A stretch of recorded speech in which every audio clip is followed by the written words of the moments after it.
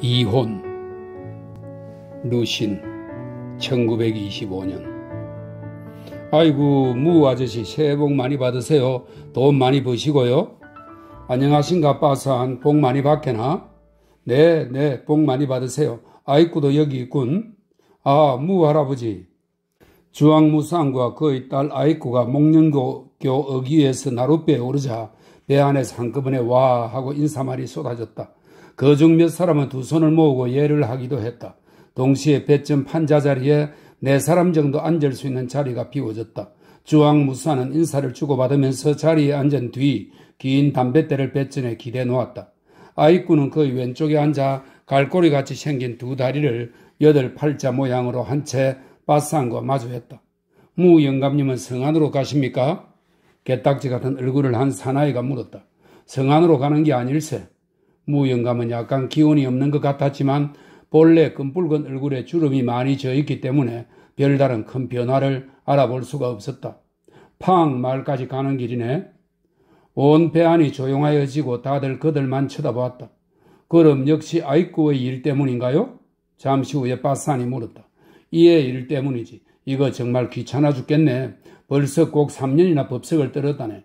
매번 싸우고는 또 매번 화해하고 아무튼 끝장이 나지 않으니. 이번에도 왜 이 어른 댁으로 가시나요? 역시 그 어른 댁으로 가네. 그 어른이 얘들을 화해시킨 것도 한두 번이 아니었네. 내가 모두 따른 건 아니지만 그건 그렇고 이번엔 그 댁의 설날 친척 모임에는 성내의 치이 어른까지도 오신다더군. 치이 어른이요? 바스하는 눈을 크게 떴다. 그 노인께서 오셔서 한 말씀 한다고요? 그건 사실 작년에 우리들이 그 집 부엌을 모두 때려 부숴 놓았으므로 아무튼 화풀이는 한 셈이긴 하지만 게다가 아이쿠가 그쪽으로 돌아가도 사실은 뭐 좋을 것도 없겠고. 그렇게 말하고 그는 눈을 내리깔았다.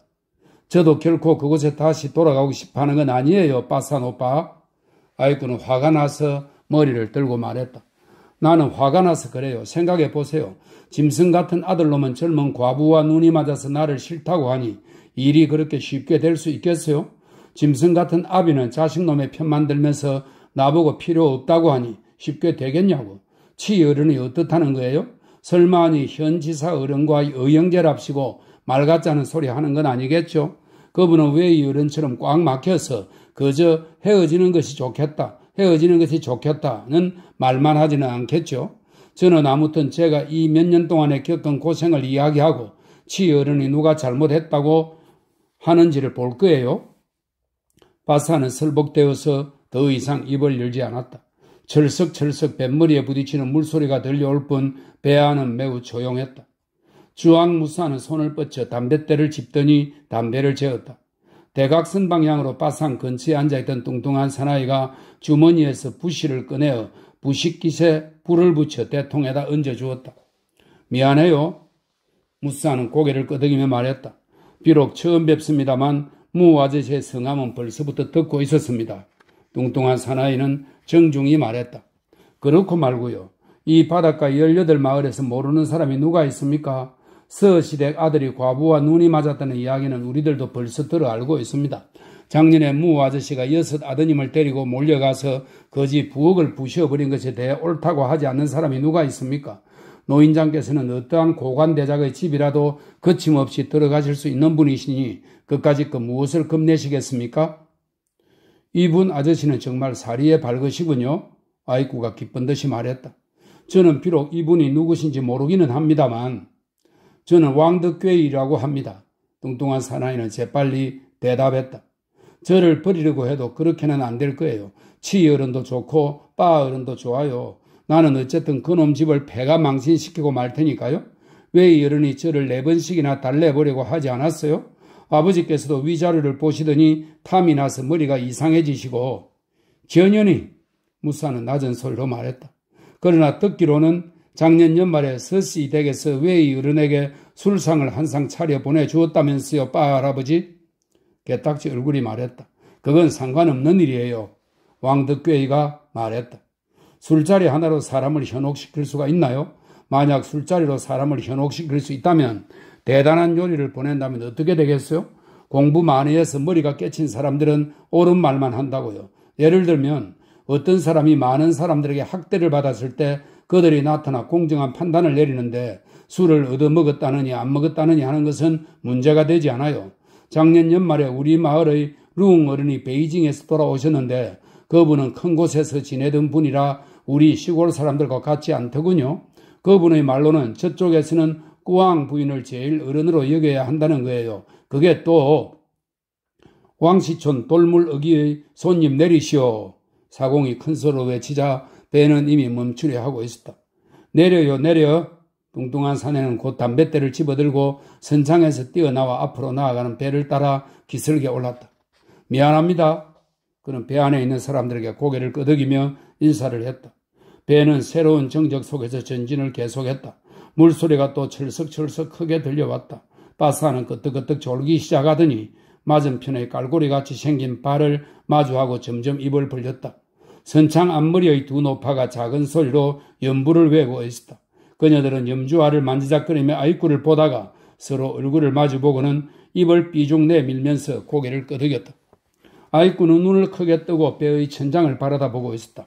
10중 8구 장차 어떻게 하면 녀석들의 집을 폐가 망신시키며 어떻게 하면 짐승 같은 아비나 짐승 같은 아들놈을 궁지에 몰아넣을까 궁리하고 있었을 것이다. 외의 어른 따위는 그녀의 안중에도 없었다. 2번 만나봤지만 둥근 대갈통의 난쟁이에 지나지 않았다. 그런 인간이라면 우리 마을에 얼마든지 있다. 얼굴색이 그보다 좀 더 검긴 하지만. 주황무산의 담배가 다 타서 대통 밑바닥에서 담배 진이 찍찍 소리를 내고 있는데도 그는 계속 빨아대고 있었다. 그는 왕씨 마을 돌물어기를 지나면 다음이 팡마을이라는 것을 알고 있다. 벌써 마을 입구에 있는 괴성각이 선명히 바라보였다. 그는 팡마을에 여러 번 가본 적이 있으나 별 볼 일 없는 곳이었다. 외의 어른도 그랬다. 그는 딸이 울면서 돌아왔던 일, 사돈집과 사위의 가정스러운 일들, 그 뒤에 얼마나 그들로부터 피해를 받았는지를 아직 기억하고 있다. 여기까지 생각하니 지나간 일들이 하나하나 눈앞에 스쳐 지나갔다. 그리고 그 사돈집을 한바탕 괴롭혀준 일을 생각하면 그는 언제나처럼 씁쓸한 웃음이 나왔다. 그러나 이번만은 달랐다. 웬일인지 모르게 갑자기 뚱뚱한 치어른이 막아서서 그의 뇌리에 있는 구상을 정연하게 펼 수 없게 밀치는 것이었다. 배는 고요한 가운데 계속 전진하고 있었다. 다만 원부를 외에는 소리만이 한층 더 커졌을 뿐 그 밖의 모든 것이 마치 무산과 아이꾸를 따라 깊이 상념에 잠겨 있는 듯 했다. 무 아저씨 내리시죠. 파악마을에 도착했습니다. 무산이 사공의 말소리에 놀라 깨었을 때 괴성각은 이미 눈앞에 있었다. 그는 언덕 위로 뛰어올랐다. 아이꾸도 뒤를 따랐다. 그들은 괴성각 아래를 지나 외의 어른의 집을 향해 걸었다. 남쪽으로 서른 집을 지나가서 다시 모퉁이를 한번 도니 바로 외의 어른의 집이었다. 내측의 검은 덤배가 문 입구에 한 줄로 늘어서 있는 것이 눈에 띄었다. 그들은 검은 칠을 한 대문으로 들어서자 문간방으로 안내되었다. 대문 뒤에는 벌써 2개의 탁자에 사공과 머슴들이 꽉 들어쳐 앉아 있었다. 아이꾸는 감히 그쪽을 보지 못하고 헐깃 눈길을 던졌을 뿐이다. 하지만 결코 짐승 같은 아비와 짐승 같은 자식의 종적은 보이지 않았다. 하인이 떡국을 가져왔을 때 아이꾸는 자기도 모르게 점점 초조하고 불안하기 시작했다. 그녀 자신도 무엇 때문인지 알 수가 없었다. 설마 현 지사 어른과 의형제간이라고 해서 이치에 맞는 말을 안 하겠는가 하고 그녀는 생각했다. 공부 많이 해서 깨친 사람은 공정한 판단을 내린다고 하니 나는 치 어른에게 세시하게 말을 해야겠다. 15살에 시집 와서 며느리가 된 것부터 시작해서 그녀는 설떡국을 다 먹고 나자 때가 되었음을 알았다. 과연 얼마 되지 않아 그녀는 아버지와 함께 하인을 따라 대청을 지나고 또 한 번 모퉁이를 도와 드디어 응접실의 문지방을 넘어들었었다. 응접실에는 많은 물건들이 있었지만 그녀는 자세히 둘러보지 못했다. 또 많은 손님들이 있는데 번쩍번쩍 빛나는 빨갛고 파란 비단 마고자만이 보였다. 이들 중에 제일 먼저 눈에 띄는 사람이 있었다. 치 어른임에 틀림없으리라 생각했다. 비록 둥근 머리통이긴 했지만 외의 어른보다는 훨씬 당당한 풍채였다. 커다랗고 둥근 얼굴에 가느다란 두 눈과 시커먼 가는 수염, 또 머리 정수리는 벗겨져 있으나 그 머리와 얼굴은 혈색이 좋아 번쩍번쩍 빛나고 있었다. 아이꾸는 매우 이상했으나 곧 스스로 설명했다. 저것은 틀림없이 돼지 기름을 바른 것이라고. 이건 바로 비색이라는 것인데 바로 옛날 사람들이 염을 할 때 항문에 꽂았던 거야. 치어른은 조약돌 비슷한 것을 손에 들고 말하면서 코 옆을 두어 번 문지르더니 이어서 말했다. 아깝게도 출토된 지 오래지 않은 것인데 살 수야 있겠지. 아무리 늦어도 한나라 때야. 보라고. 자, 이 반점이 수원침이야. 이 수원침은 썩지 않게 뿌렸던 수원의 반점이라고 합니다. 수원침이야. 수원침의 주변에 곧 몇 개의 머리가 모였다. 한 사람은 물론 외의 어른이었다. 그 밖에 또 젊은 나으리들도 몇몇 있었다. 다만 위시에 눌려 말라빠진 빈대처럼 납작해 있었기 때문에 아이쿠가 먼저 보지 못했던 것이다. 그녀는 이야기의 후반은 알 수 없었다. 재미도 없었거니와 게다가 수원침무라고 하는 것을 감히 알아보려 하지도 않았다. 그 틈에 몰래 주위를 둘러보았다. 그랬더니 짐승 같은 아비, 짐승 같은 자식이 그녀의 뒤 입구 가까운 벽에 바싹 붙어있는 것이 보였다. 비록 헐깃 보긴 했지만 반년 전에 우연히 만났을 때보다는 확실히 모두 늙어 보였다. 이어 사람들은 수원침의 주위에서 흩어졌다. 외의 어른은 비색을 받고 앉아 손가락으로 문지르면서 주황무산 쪽으로 얼굴을 돌리며 말했다. 자네들 둘인가? 네. 자네 자식들은 하나도 안 왔어? 모두들 시간이 없어서요. 50년 정월에 하필이면 자네들을 수고롭게 오라고 했네. 그러나 역시 그 일 때문이야. 내 생각에 자네들도 할 만큼은 다 했네. 벌써 2해나 지나지 않았나? 내 생각인데 원하는 풀어야지 맺어서는 안 되는 거야. 아이쿠는 남편과 맞지 않고 시부모의 마음에도 안 든다고 하니 역시 전에 그렇게 말했듯이 헤어지는 것이 좋겠어. 나는 채통이 서지 않아서인지 말을 잘라 할 수가 없구나. 치어른이 가장 공정한 판단을 내리시는 분이라는 것은 자네들도 알겠지. 지금 치어른께서도 그렇게 하도록 나와 의견이 같으시네. 그러나 치어른께서는 이렇게 말씀하셨어. 양쪽 모두 재난이라 여기고 서씨 집에서 10원만 더 내어 90원으로 하라고 말이야. 90원. 자네들이 설령 고소를 해서 상간마마 앞에서 재판을 한다 해도 이렇게 잘 처리되지 못할 거야. 이런 말은 우리들의 치어른만이 하실 수 있는 것이야. 치어른은 눈을 가늘게 뜨고 주황무산을 보면서 고개를 끄덕였다. 아이쿠는 일이 조금 위급하게 돌아가는 걸 느꼈다. 그녀는 평소에 바닷가 주민들로부터는 어느 정도 두려움의 대상이 되어왔던 자기 아버지가 여기서 어째서 말 한마디 하지 못하는 것인지 매우 이상했다. 그녀는 정말 이렇게까지 할 필요가 없다고 생각했다. 그녀는 치어른의 의견을 듣고 나서는 비록 말뜻은 잘 몰랐지만 왠지 모르게 아무튼 이 사람은 전에 멋대로 생각했던 것처럼 그렇게 무서운 사람은 결코 아니고 사실은 너그러운 사람이라는 느낌이 들었다. 치어른은 학식과 교양이 있으시고 도리를 분별하셔서 가장 잘 아실 것입니다. 그녀는 용감해졌다. 저희 촌사람들과 같지 않으십니다. 저는 원한이 있으면서도 호소할 데가 없어서 치어른을 찾아뵙고 말씀을 드리려 하는 것입니다. 저는 시집을 온 이후로는 정말이지 다소곳이 머리를 숙이고 떠나들었고 한 번도 예의에 벗어난 적이 없었습니다.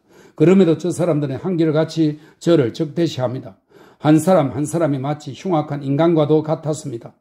어느 해인가 족제비가 제일 큰 수탉의 물에 죽었을 때만 해도 어디 제가 문단속을 안 한 것입니까? 그것은 죽일 놈의 개가 겨우 비빔밥 먹이를 훔쳐 먹으러 왔다가 닭장문을 부셔 놓은 것이었습니다. 그런데도 저 짐승 같은 놈이 사정도 알아보지 않고 느닷없이 제 뺨따기를 때렸습니다. 치어른은 헐깃 그녀를 보았다. 저는 그것에 까닭이 있음을 알고 있습니다. 이것도 치어른의 발글신 눈에서 벗어날 수 없을 것입니다. 학문을 하셔서 도리를 하시는 분이니 무엇이든 알고 계실 것입니다. 그는 환양년에게 빠져서 저를 내쫓으려고 하는 것입니다. 저는 6년을 갖추고 꽃가마를 타고 시집 왔습니다. 그게 그렇게 쉬운 일입니까? 저는 반드시 저 사람에게 본때를 보여주어야겠습니다. 소송을 걸어서라도 해보겠습니다. 현청에서 안 되면 부청도 있을 거고요. 그런 일에 관해서는 치어른께서도 모두 알고 계시다. 외의 어른이 얼굴을 들고 말했다. 아이쿠, 너가 만약 생각을 달리하지 않으면 아무것도 이루을 게 없어. 너는 언제나 이 모양이구나. 봐라, 너희 아버지는 어느 정도 알아듣고 있지 않나?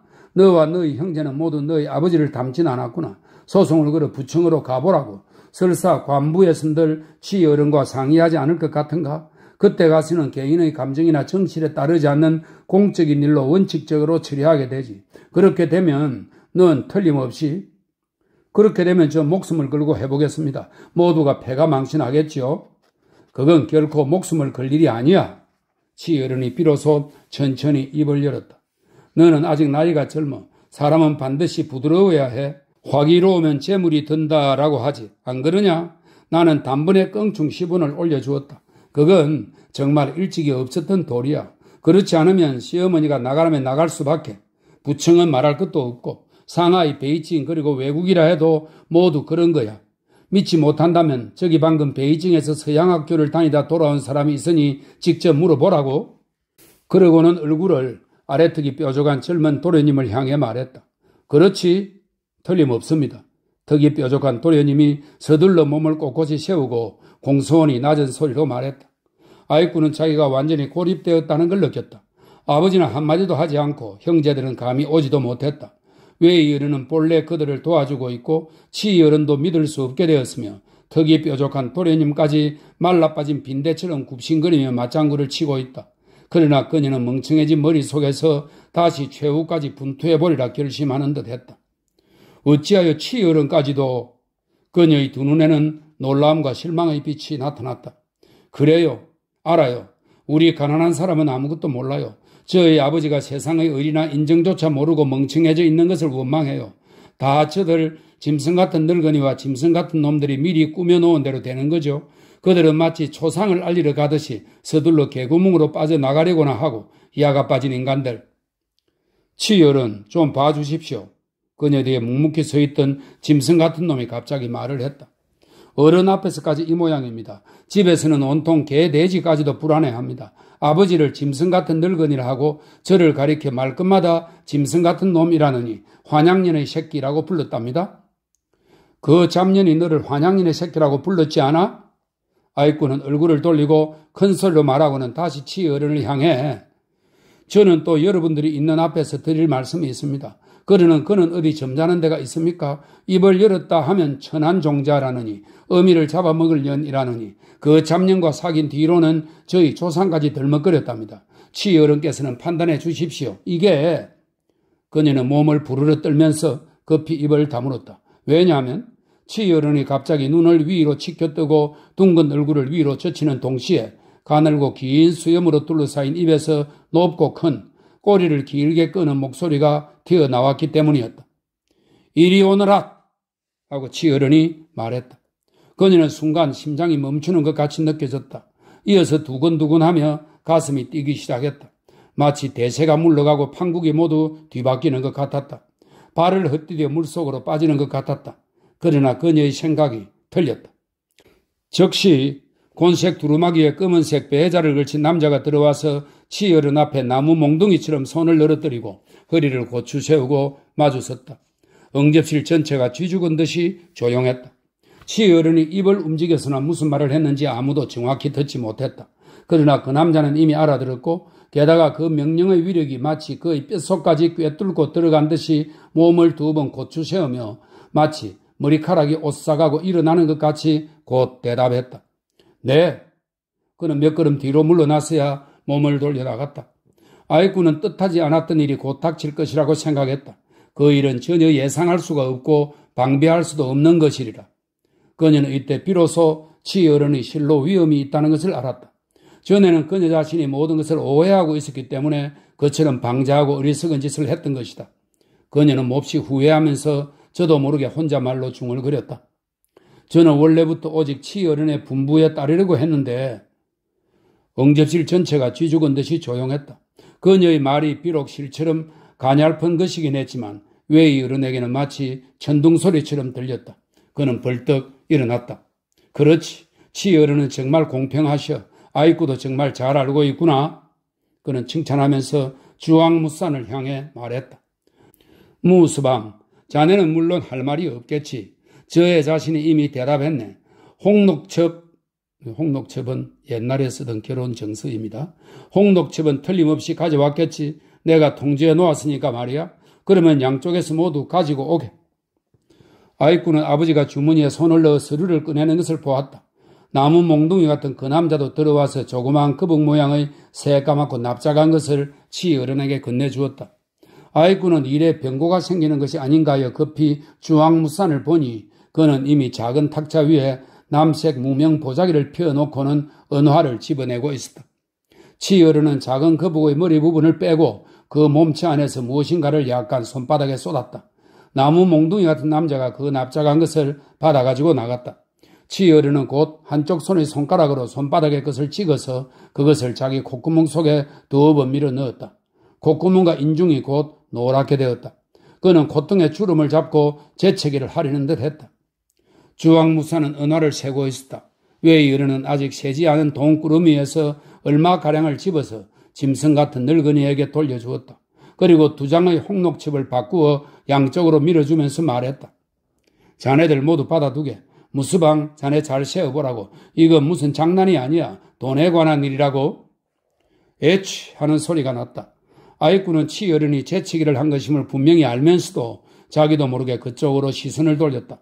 치어른은 입을 벌리고 여전히 콧등에 주름을 잡은 채로 있었고 한쪽 손의 두 손가락으로 먼저 그 옛사람이 염할 때 항문에 꽂았던 것을 집어 콧대 옆을 문지르고 있었다.